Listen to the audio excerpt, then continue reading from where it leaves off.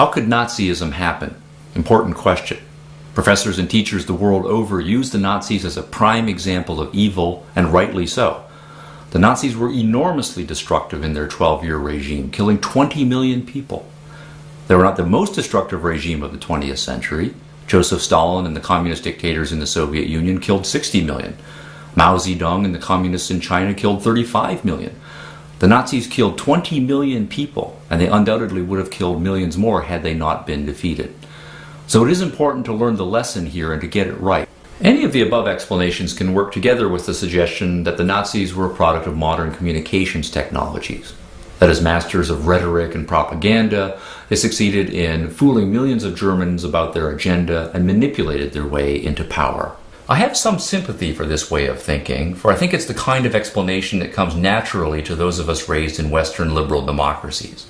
I know that when I first started learning about the Nazis, I found it hard to imagine them as anything but insane. How could Nazism be anything but the product of deranged minds manipulating the masses? But I want to suggest two reasons why I think it's not a good idea to dismiss the Nazis as mere manipulators, insane or not. The first reason is that the Nazis came to power by democratic and constitutional methods. When the party was formed in 1920, it was a small fringe party. But it spoke to the beliefs and aspirations of millions of Germans. And Germany was, in the 1920s, arguably the most educated nation in the world, with the highest levels of literacy, most number of years of schooling on average, newspaper readership, political awareness, and so on. It was in an educated nation that the Nazis came to power. Now, millions of voters in a democracy may be wrong, but it's hard to argue that they were deluded. A better explanation, I think, is that they knew what they were voting for and thought that the Nazis represented the best hope for Germany's future. But millions of voters in a democracy don't decide spontaneously to vote for this party or that. A mass political movement requires that much cultural groundwork be done over the course of many years. And this is where intellectuals do their work. Intellectuals develop a culture's ideals, its hopes, its aspirations, in books, magazines, sermons, radio broadcasts. It's intellectuals who are a culture's opinion shapers. It's intellectuals who write the opinion pieces for the mass newspapers, who are the professors at the universities where the next generation of teachers and preachers and politicians and lawyers and physicians are all getting their educations. And this leads me to the other reason why I think it's a weak explanation to say that the Nazis were simply deranged and lucked or manipulated their way into power. Consider the following list of intellectuals who supported the Nazis long before the Nazis came to power. The list represents a veritable who's who list of powerful minds and cultural leaders. Gerhard Hauptmann, who won the Nobel Prize for Literature in 1912.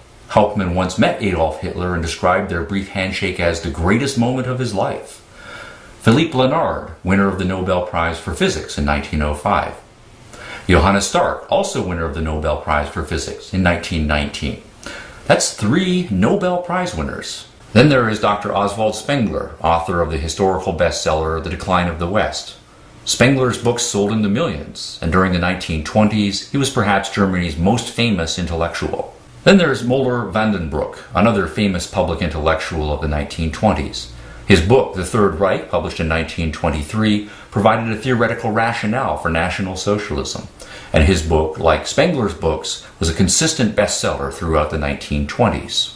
Then there's Dr. Carl Schmitt, probably the sharpest legal and political mind of his generation.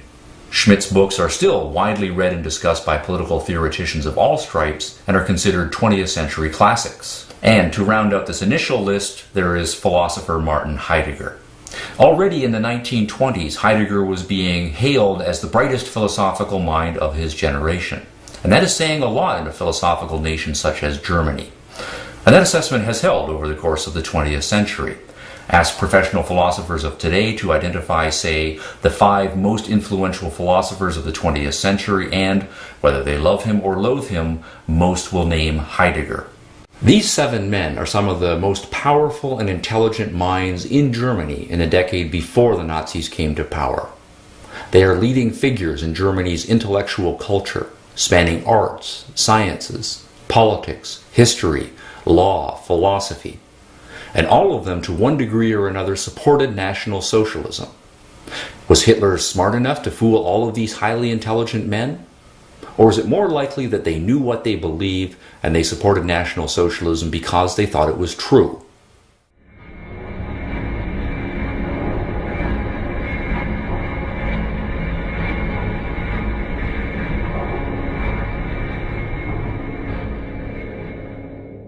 The Nazi Party grew out of the DAP, the German Workers' Party.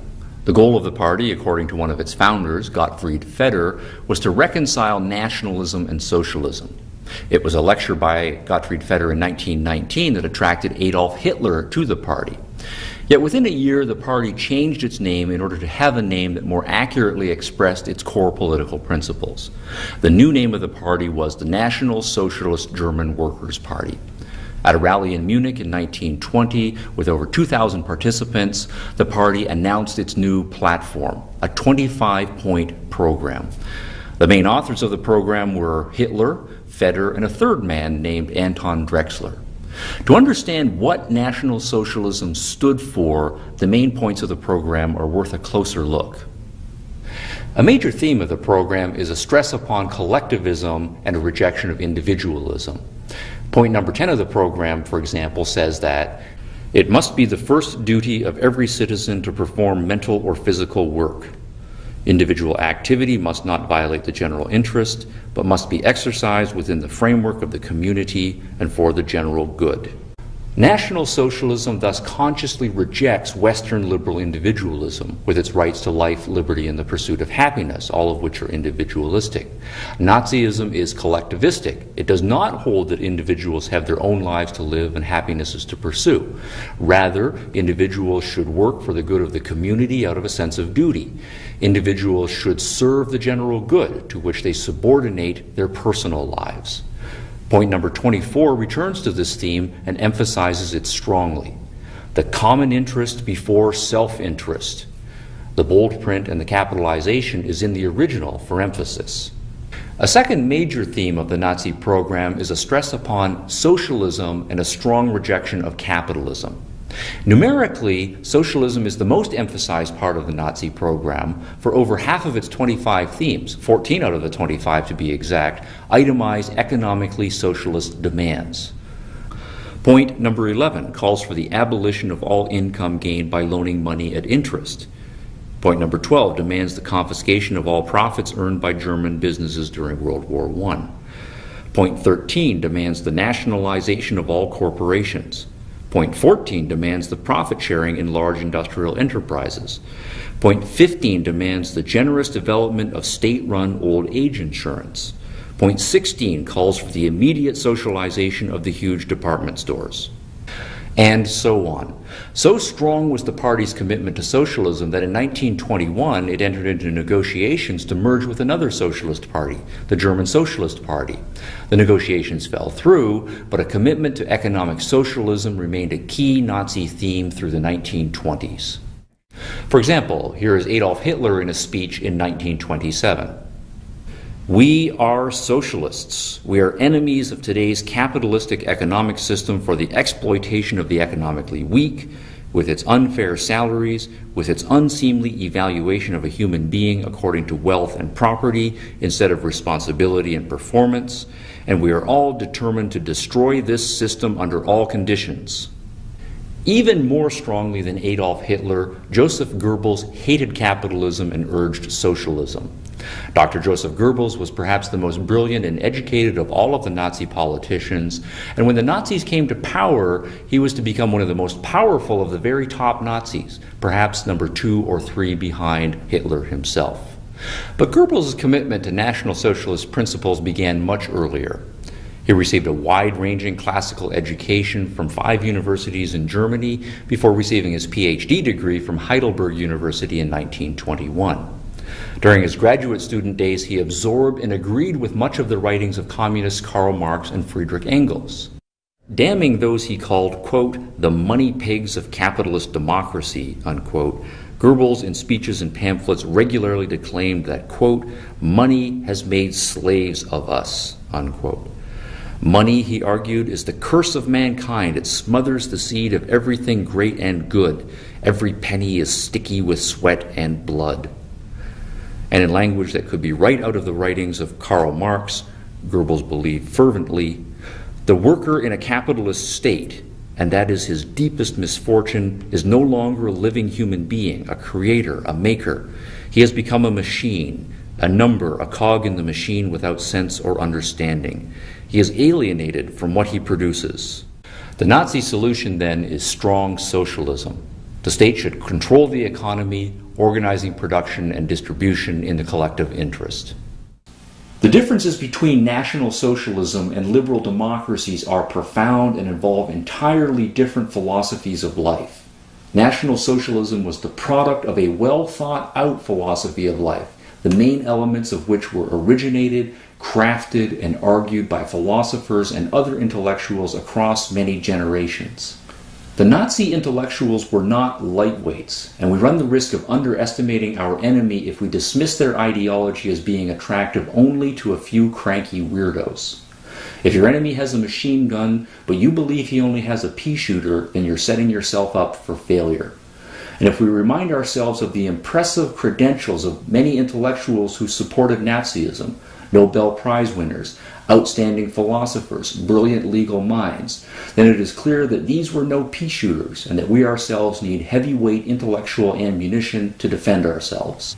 In the case of other major historical revolutions, we are more used to seeing the significance of philosophy. When we think, for example, of the communist revolutions in Russia and China, we naturally think back to the philosopher Karl Marx. When we think about the causes of the American Revolution, we naturally think back to the philosopher John Locke. But what philosophers can we name in thinking about the causes of National Socialism? Perhaps we're more reluctant to name names since that revolution went so horribly wrong. But sometimes naming names is crucial to get to the historical heart of the matter. And here, several names are contenders. Georg Hegel, Johann Fichte, even elements from Karl Marx, all 19th century German philosophers. But in connection with the Nazis, perhaps the biggest and most controversial name mentioned regularly is that of Friedrich Nietzsche. So now, whether we like it or not, a question creeps into our minds. How do we face the prospect of a world without God or religion? Well, says Nietzsche, in the 19th century, most of us do not face that question well. Most people avoid the issue, sensing that even to raise it would be to enter dangerous territory. They sense that the game is up for religion, but out of fear, they shut down their minds and will themselves to believe that God is still out there somewhere. Life without religion is too scary to contemplate, so they retreat to a safety zone of belief and repeat nervously the formulas they have learned about faith. Now it is one thing, Nietzsche says, for a medieval peasant to have a simple-minded faith. But for us moderns, such a faith has a tinge of dishonesty about it. Slightly better to Nietzsche, but not much, are the socialists of the 19th century. Socialism is on the rise, and many socialists have thrown off the religion of their childhood, but only halfway. Most socialists will accept that God is dead, but then they are very concerned that the state take God's place and look after them. The mighty state will provide for us and tell us what to do and protect us against the mean people of the world. Think of it this way. The Judeo-Christian tradition says that this is a world of sin, in which the weak suffer at the hands of the strong, that we should all be selfless and serve God and others, especially the sick and the helpless, and that in a future ideal world, heaven, the lion will lay down with the lamb, and the inescapable power of God will bring salvation to the weak and judgment to the wicked. The Marxist socialist tradition says that this is a world of evil exploitation in which the strong take advantage of the weak, but that we should all be selfless and serve others, especially the needy, from each according to his ability, to each according to his need, and that the forces of history will necessarily bring about a future ideal world, eliminating all harsh competition, empowering the oppressed, and eliminating the evil exploiters. Both religion and socialism thus glorify weakness and need. Both recoil from the world as it actually is, tough, unequal, harsh. Both flee to an imaginary future realm where they can feel safe. Both say to you, be a nice boy, be a good little girl, share, feel sorry for the little people. And both desperately seek someone to look after them, whether it be God or the state. But where, asks Nietzsche, are the men of courage? Philosophically and politically, the Nazis stood for 5 major principles. They stood for collectivism, for instinct and passion, for war and conflict, for authoritarianism, and for socialism. That means that we can identify the principles that, in each case, are the opposite of what the Nazis stood for. The Nazis stood for collectivism. The opposite of that is a philosophy of individualism that recognizes each individual's right to live for his or her own sake. The Nazis stood for instinct and passion as one's basic guides in life. The opposite of that is a philosophy of reason that has a healthy confidence in the power of logic and evidence to guide one's life. The Nazis stood for war and conflict as the best way to achieve one's goals. The opposite of that is a philosophy that encourages productiveness and peaceful trade as the best way to achieve one's goals in life. The Nazis stood for political authoritarianism and top-down leadership. The opposite of that is a philosophy that leaves individuals maximum liberty and freedom to live their lives by their own choices and direction, as long as they respect the equal right of other individuals to do the same. The Nazis stood for socialism and the principle of central direction of the economy for the common good. The opposite of that is the system of capitalism, with individual producers and consumers deciding for themselves what they will produce and what they will spend their money on. As a start, the principles in the right-hand column are the best antidote to Nazism we have going. Each of those principles is controversial in our own time, and I expect they will continue to be so for generations to come.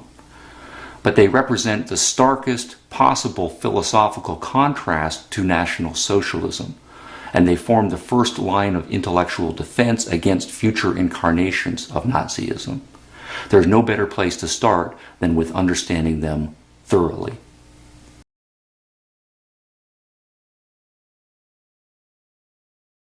Initially, when communists come to power, and that doesn't matter where, let it be in Russia, in Poland, in Cuba, in Nicaragua, it doesn't matter, in China, initially they destroy about 10% of population, and that's very specific. This is used not just to kill enemies, they're not enemies, it's to restructure the fabric of society. It's a social engineering. Top intellectuals, best workers, best engineers, they would kill them all. And then they will try to restructure the new society. Hang at least 100 kulaks, execute the hostages, do it in such a way that people for hundreds of miles around will see and tremble. Lenin. I don't think many people know that only socialists publicly advocated genocide in the 19th, 20th centuries. I think that's a very little known fact, and it seems shocking if you mention it. I've lectured on it here and in other universities, and it's always greeted with a sense of shock.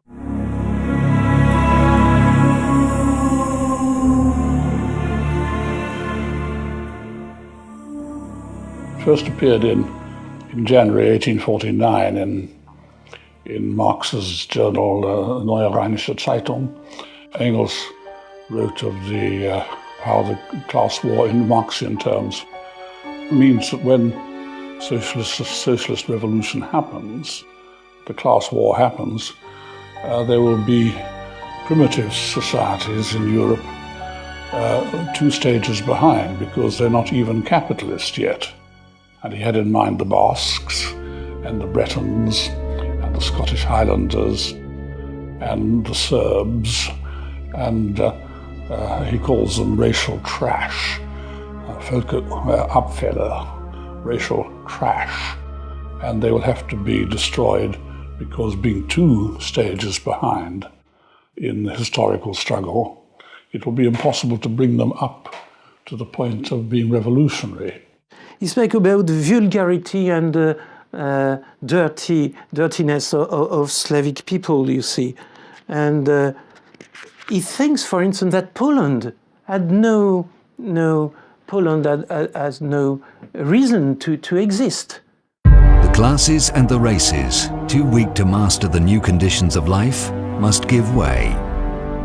They must perish in the revolutionary Holocaust. Karl Marx. Marx began it. He was the ancestor of modern political genocide. And I don't know that any European thinker of the modern period before Marx and Engels ever publicly advocated racial extermination. I can't find anything earlier, so I presume it starts with them. In the inner circle, however, the Nazis and Hitler were more outspoken. Hitler often said that he had learnt a great deal from Marxism, from reading Marx, I mean. The whole of National Socialism is based upon it, he said, meaning doctrinally based.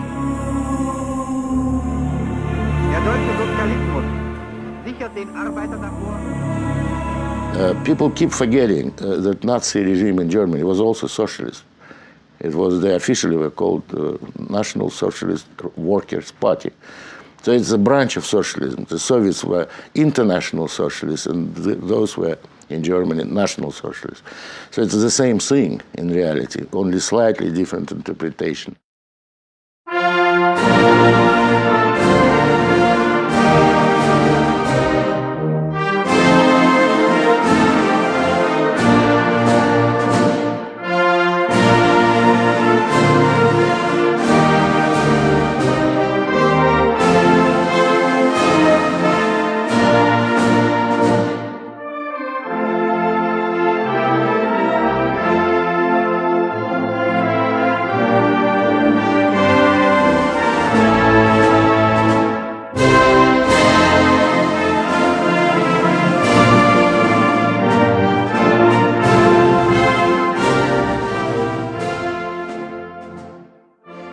Part of the left went to Hitler. At least in France, part of the socialists went to became advocates of Hitler.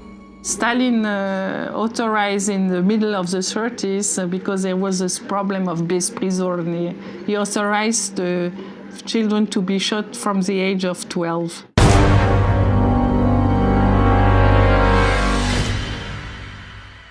People were being shot day and night throughout the biggest country in the world. Stalin even got to the point of killing people by random, by quotas. Let's say 100,000 in Tambov district. Okay, that's it. Whoever they grabbed and shot will be fulfilling quota. They wouldn't care about names. Then after the quotas were fulfilled, the local authorities would report to Stalin, to Central Committee, and asked for additional quotas. Хрущев просил лимит, вот, значит, там что-то ему там разрешалось, что-то 7 или 8 тысяч врагов народа. Он просил, дайте мне лимит на 17 тысяч. An additional quota will be given, and after fulfilling, they would again ask for additional quota, and so it will go in circles. It was like mincemeat machine, you know, it was just killing and killing and killing. Сталин, как человек, у которого весь в крови, я все это видел, его резолюции, когда пачками он подписывал вместе с Молотовым, Ворошиловым, Кагановичем, Ждановым. Это самая пятерка была инициативная. Молотов всегда добавлял заменить 10 лет на расстрел. Пачки.